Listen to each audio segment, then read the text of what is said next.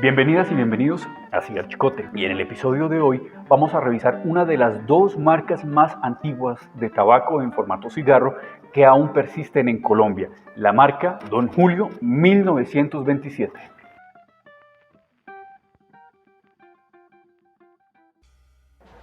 La marca fue fundada en 1927 por el señor Julio César González García. Él era cultivador y comerciante de tabaco. Actualmente el representante legal de la fábrica es el señor Julio César González Olivera, quien después de recorrer los diferentes cordones tabacaleros de Santander y Montes de María, decidió montar una cava de puros en el centro histórico de Cartagena, más precisamente un sitio llamado Patios de Macondo, que queda diagonal a la Gorda de Botero. Es decir, que el señor Julio César comenta que incluso el mismo Gabriel García Márquez en más de una ocasión fue a fumar sus puros en la cava.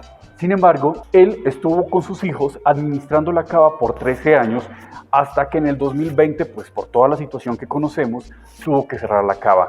Sin embargo, actualmente la fábrica se encuentra en el municipio de Oveja, Sucre, y de hecho yo tuve la oportunidad de conocer la fábrica en medio de toda esa labor interesante de explorar qué marcas hay en Colombia.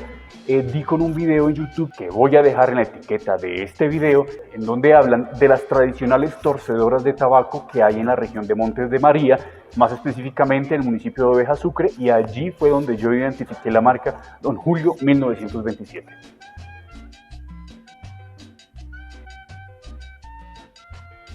Dentro de las referencias y vitolas que maneja la marca Don Julio, ellos manejan dos líneas. En primer lugar están los tabacos, que ya los revisamos en el video de los minis, pero para recordarles básicamente tienen dos formatos de mini, los naturales y los saborizados. Por otro lado, la línea Premium tiene las vitolas Mareva, Coronas, Dalias, Robustos, Torpedos y Churchill, vendiéndolos por unidad o en cajas de cedro rojo de 3, 5, 10 y 20 unidades. También es importante mencionar que ellos dan la opción al consumidor de armar el tabaco según el tabaco de origen para la capa, que puede ser Habano 2000, Ecuador Connecticut, Criollo 98 y Corojo.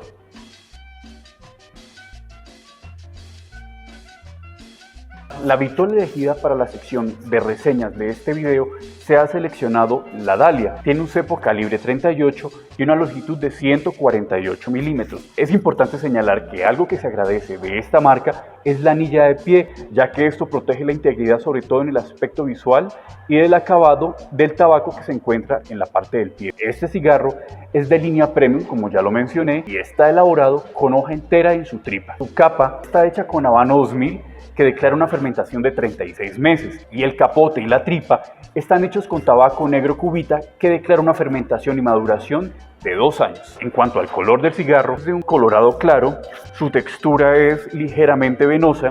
En cuanto a los aromas que se perciben en la fumada, se pueden identificar aromas como café y heno. En cuanto a los sabores, se logra identificar un cierto amargor, un cítrico muy relacionado a la naranja, hay un dulzor como plátano, también unas notas entre dulce y picante a canela y café tostado. La fortaleza de este cigarro es de suave a medio. Tiene un tiro ligeramente apretado, pero pues es igual algo que se espera de estos formatos. De todas formas es un cigarro que se puede fumar muy tranquilamente.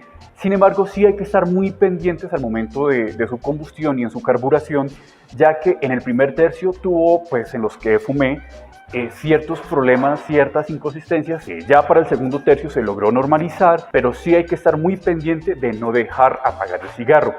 En cuanto a su ceniza, bueno, su ceniza es de un gris opaco, un tanto despeinada, sin embargo tuvo una firmeza de unos 2 centímetros aproximadamente.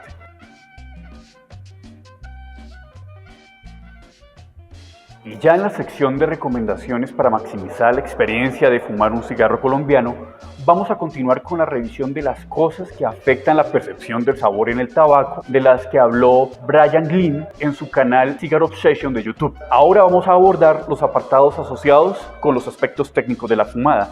Y en primer lugar tenemos precisamente la forma de fumar, porque muchas veces cuando las personas fuman rápido, no solamente las sensaciones ácidas se disparan, sino que también el humo se calienta, y eso hace que la lengua se caliente, se resienta, y entonces los perceptores gustativos quedan un poco irritados. por lo cual lo más recomendable para este caso es fumar despacio y lento y conservar el humo en boca por alrededor de unos 2 o 3 segundos. En segundo lugar, Brian menciona que otro error común que cometen los fumadores, y es que cuando se fuma, el humo usualmente que queda en boca, las personas en ocasiones detienen su respiración por temor a engullir accidentalmente el humo hacia los pulmones. Él recomienda que lo más importante es respirar, porque cuando se respira se comienzan a percibir las sensaciones, los aromas y los sabores que puede tener el cigarro.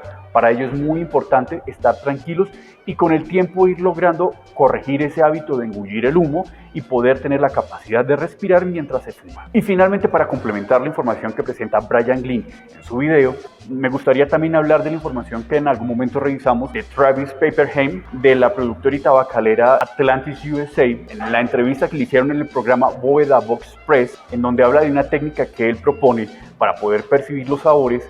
Él hace una recomendación y sería el tercer punto: abusar del retrogusto, ya que muchas veces las personas suelen inconscientemente botar y botar humo por la nariz. Esto provoca que se irriten los capilares nasales y lleva a perder la sensibilidad, por lo que lo más recomendable es poder realizar en un primer momento una retroinhalación en el primer tercio del cigarro, porque es donde apenas está empezando a prepararse los sabores. Sin embargo, ya en el segundo tercio se comienza a liberar realmente la esencia de lo que el maestro ligador quiso transmitir en el cigarro. Podemos realizar unas 2 o 3 retroinhalaciones para poder disfrutar de sus sabores, y si se desea al final del tercer tercio realizar otra retroinhalación como para identificar realmente esas notas intensas y fuertes que quedan en el último tercio.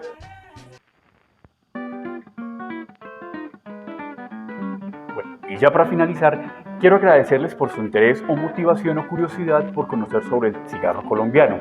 Recordarles suscribirse al canal si no lo han hecho, escribir en los comentarios si conocían de la marca o incluso las impresiones que le han dado probar de este cigarro. Es importante aclarar que la fábrica Don Julio 1928 no se consigue por redes sociales, únicamente se pueden contactar a través de su fábrica, que se encuentra ubicada en el municipio de Oveja, Sucre, o también contactar por WhatsApp al señor Julio César González Olivera, quien él con gusto les atenderá e incluso podrá hablar un poco de su vasta experiencia en el sector tabacalero en Colombia. También invitarlos y invitarlas para que visiten nuestro perfil en Instagram, donde verán información complementaria a la revisada en este video y de otras marcas que ya hemos revisado previamente en este canal.